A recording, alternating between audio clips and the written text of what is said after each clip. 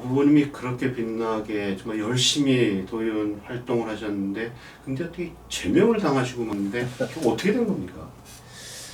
이제 그 당시에 제가 도의원으로서 이제 엄청난 평가를 받지 않습니까? 그 당시에 이제 한국지방자치실무연구소에서 전국의 광역의원이 한 860명 되는데 아주 전수조사를 했어요. 누가 가장 성적이 좋았나? 네. 제가 1등 했지 않습니까? 전국에서. 그리고 이제 뭐 이 로컬 이 지역의 전라북도 지역의 언론에서는 뭐 하여튼 최고의 그 뭐 평가를 받았으니까 우리 지역에서는 어떻게 했습니까? 상당히 견제가 들어올 수밖에 없는 거고 시기 질투 뭐 이런 것들이 들어오죠. 그런데 때마침 제가 실책을 한 게 있어요. 뭐냐면 14대 총선 때인가 봐요. 호남에서 유일하게 민자당한테 의석을 놓친 곳이 남원이었어요.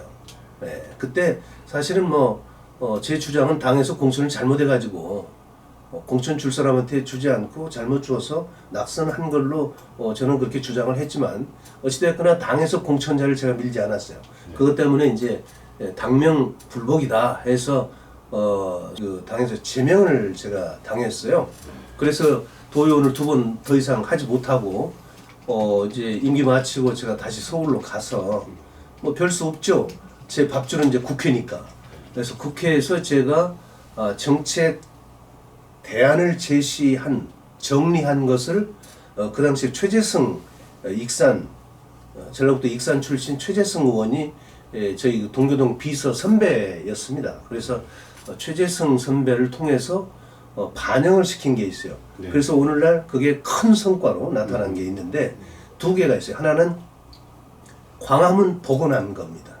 원래 광화문은 그 박정희 시절에 광화문을 복원을 했는데 이게 시멘트로 복원한 거예요. 우리 문화재를 지금 시멘트로 복원한다는 게 말이 안 되죠. 전통 목재로.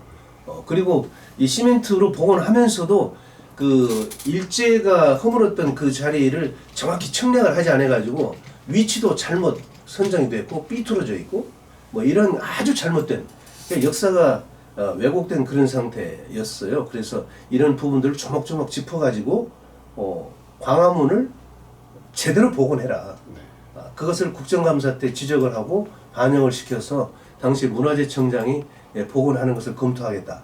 그래서 결국은 김대중 대통령 시절에 그 복원 검토가 완성이 되고 설계가 완성이 되고 공사가 시작이 됐다가 노무현 대통령 때 이제 준공을 하게 된 거죠. 그러니까 이런 부분들이 사사로운 것이지만 대한민국 국민들이 왜 그걸 닫겠냐라고 이렇게 반문할 수 있지만 사실 몰랐어요. 그게 시멘트로 건축이 됐는지도 모르고 뭐 이런 것이 결국은 의정 활동하는데 백미 아니겠어요. 그리고 이제 또 하나는 서울 시내의 그 교통체증이 아주 심합니다. 아주 병목 현상.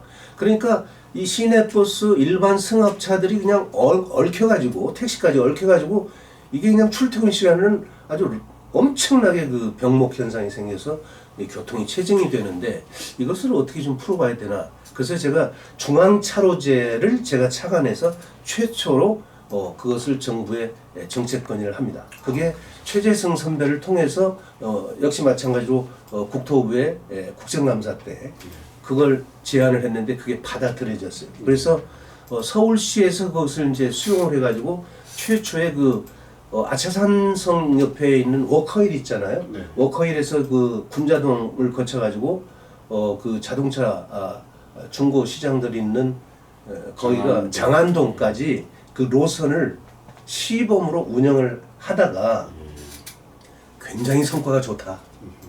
교통 흐름이 빨라지고 소위 그 교통체증이 풀리니까 이 도시가 살아나는 거 아니에요. 그랬다가 이제 그것을 점차적으로 중앙차로제를 확대 시행하다가 이명박 씨가 서울시장을 하면서 전면적으로 시행을 하죠. 그 이후에는 이제 국토부에서 전 그 대도시에 그리고 고속도로에도 이제 중앙차로제 대신 버스 전용 차선을 이제 도입을 하고 그랬단 말이죠. 이게 전부 제 아이디어고 제가 정리한 정책 대안이었어요. 그러니까 저는 그 당시 국회의원은 아니었지만 국회의원 뭐 몇백 명이 뭐 어떤 성과를 냈는지는 모르지만 네. 저는 대단한 그런 자부심을 가지고 있고 네. 그런데 이제 웃기는 게요. 이명박 씨가 이제 자기가 대통령 나왔잖아요. 네. 그러면서 서울시에 이 중앙차로제는 자기가 했다 이렇게 네, 저희도 이 그렇게 아주 알고 있었습니다. 홍보하는 걸 보고 정말 그 지적 소유권은 저한테 있는 거예요. 정말 참 한마디로 가소로운 생각이 들더군요. 네, 아이디어 네, 참 좋아하시네요. 그것 말고도 제가 이제 도의원 시절에 우리 남원에 지금 현재 남원 의료원이 옛날 그 요 시내에 있었어요. 일제 건물 단층짜리 기와 지붕 밑에 있는 의료원이었었는데 오늘날 저렇게 의료원을 반듯하게 이전시켰던 것을 제가 도의원 때 네. 추진해서 이전을 추진해서 저렇게 반듯하게 만들어놨고 또 이제 제 고향인 덕과면 네. 삼해면 이쪽에서 전주남원간 국도가 1988년도에 4차선으로 확포장 준공을 했는데 제가 도의원으로 내려와 보니까 3년째인데 우리 제 고향 마을에서만 24분이 돌아가셨어요. 교통사고로. 이건 전국에서 세계에서도 유례를 찾아볼 수 없는 그야말로 살인도로였습니다. 네. 그럼에도 불구하고 행정기관에서 손 놓고 있었죠. 이걸 제가 전부 조사하고 교통량 조사, 교통사고 조사 이걸 가지고 과천에 당시에 건설교통부 찾아가 가지고 도로국장 아주 혼났죠. 저 때는. 그래서 오늘날 지금 삼해에서 오수로 가는 직선 4차선 도로를 반듯하게 이것도 제가 도의원 시절에 추진했었던 거예요. 그러니까 지금 지방의원들이 할 일 없다는 것은 핑계고요. 몰라서 못하는 거예요. 무궁무진하게 많은데 이런 부분들에 대해서 천착하지 않고 공부하지 않으면 의회가 무용지물이 되는 거죠. 그래서 정말 기초부터 광역까지 국회의원까지 이 선출직은요 정말 그 자기 지역에 대한 애정 어떤 게 문제가 있는지 이것을 진단을 해서 어떻게 풀어갈 것인지에 대한 노하우 있어야 되죠. 네. 그러려면 공부를 해야 됩니다. 그래야 우리 지역 주민들께 칭찬을 받습니다.